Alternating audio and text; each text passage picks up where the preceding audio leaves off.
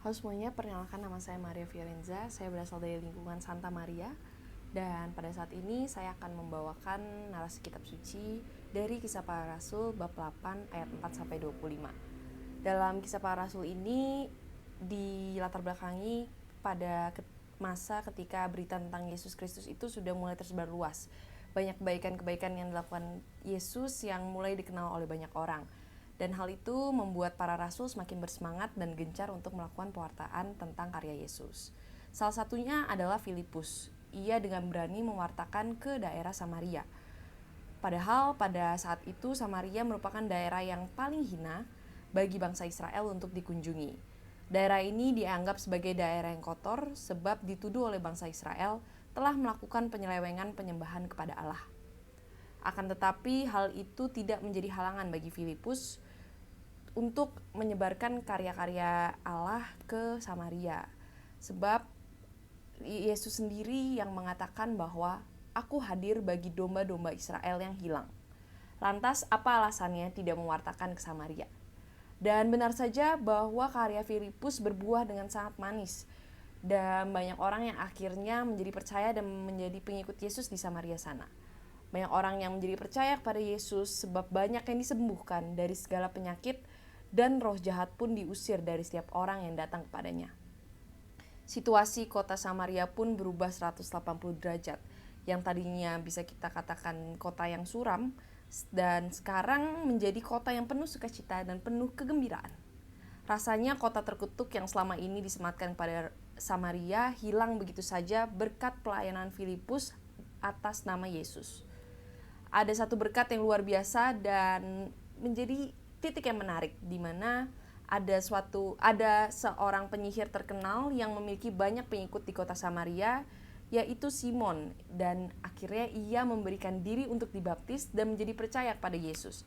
Hal ini tentu sangat menggembirakan dan sangat mengagetkan juga karena seorang penyihir yang kehidupannya pasti tidak percaya dengan Yesus tiba-tiba menjadi percaya dan memberikan diri untuk dibaptis. Keselamatan yang Yesus harapkan terjadi bagi semua orang dan akhirnya semakin terwujud terutama di kota Samaria ini. Dan mereka yang rasanya dulu sangat tidak mungkin untuk menjadi pengikut Yesus, perlahan-lahan sedikit demi sedikit akhirnya banyak yang percaya dan kembali ke ajaran-ajaran yang telah Yesus berikan. Dan karya Filipus di Samaria yang luar biasa ini tentu didengar oleh para rasul yang lain.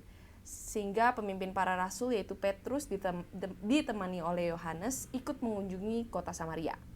Mereka berdoa agar Roh Kudus dapat turun kepada orang-orang di Samaria supaya melengkapi baptisan yang telah dilakukan atas nama Yesus. Kunjungan mereka ini berbuah Roh Kudus bagi orang-orang di kota Samaria.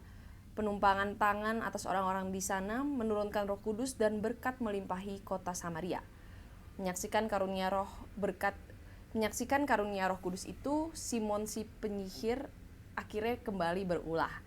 Ia ingin meminta karunia itu juga dengan membelinya menggunakan uang. Akan tetapi dengan segera Petrus menyadarkan Simon bahwa semua ini bukan tentang uang.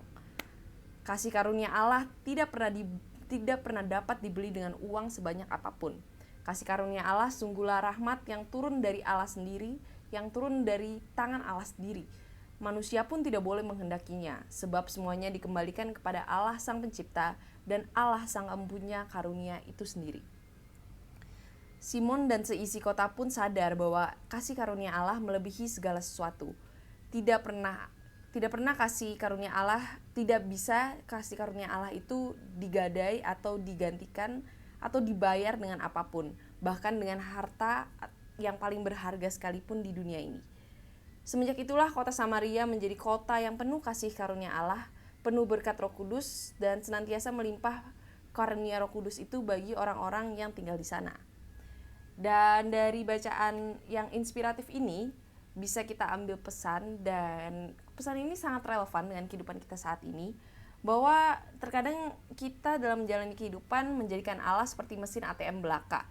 Kita merasa sudah menabung dengan perbuatan yang baik, dengan doa, dengan pelayanan kita, dan kita bisa seenaknya masukin kartu ATM dan mengambil uang atau meminta balasan dari Allah atas perbuatan baik kita. Lagi-lagi ketika kita membutuhkan itu, dan semua perbuatan baik seolah-olah hanya untuk Allah. Semua perbuatan baik seolah-olah hanya untuk agar Allah tidak marah, sehingga suatu saat ketika kita membutuhkan, Allah bisa datang untuk menyelamatkan kita. Dan dari kisah Filipus di Samaria dan perjumpaan Simon penyihir dengan Petrus, kita diajak untuk sadar bahwa kasih karunia Allah tidak seperti itu. Tidak bisa kita beli, tidak pernah bisa kita menyogok Allah, baik-baikin Allah atau pamrih kepada Allah. Tidak bisa. Kita tidak pernah bisa untuk melakukan hal tersebut. Kita tidak, berkat itu muncul ya hanya dari Allah semata, dan tidak bisa kita pikir jika kita sudah berbuat A, nanti Allah pasti akan memberikan A kepada kita. Dan apakah jika kita melakukan hal tersebut, apakah kita bersikap sepamrih itu kepada Allah? Seperhitungan itukah kita kepada Allah yang Allah sendiri tidak pernah hitung-hitungan dengan kita? Bayangkan saja jika Allah ingin hitung-hitungan kepada kita. Sepanjang hidup kita pun tetap tidak akan mampu membayar betapa baiknya, betapa banyaknya kebaikan Allah yang diberikan kepada kita. Dan dari permenungan tersebut, mari kita refleksikan ke dalam diri kita masing-masing untuk dijadikan pelajaran dan kita terapkan dalam kehidupan kita sendiri. Tentu kita harus sadar dan selalu setia menjadi pengikut Yesus agar karunia-karunia yang telah dijanjikan itu bisa dilimpahi kepada kita, dan kita tidak boleh pamrih kepada Allah, tidak boleh meminta Allah, dan kita tidak bisa membeli karunia Allah tersebut. Selalu percaya bahwa karunia Allah pasti akan datang di waktu yang tepat. Terima kasih.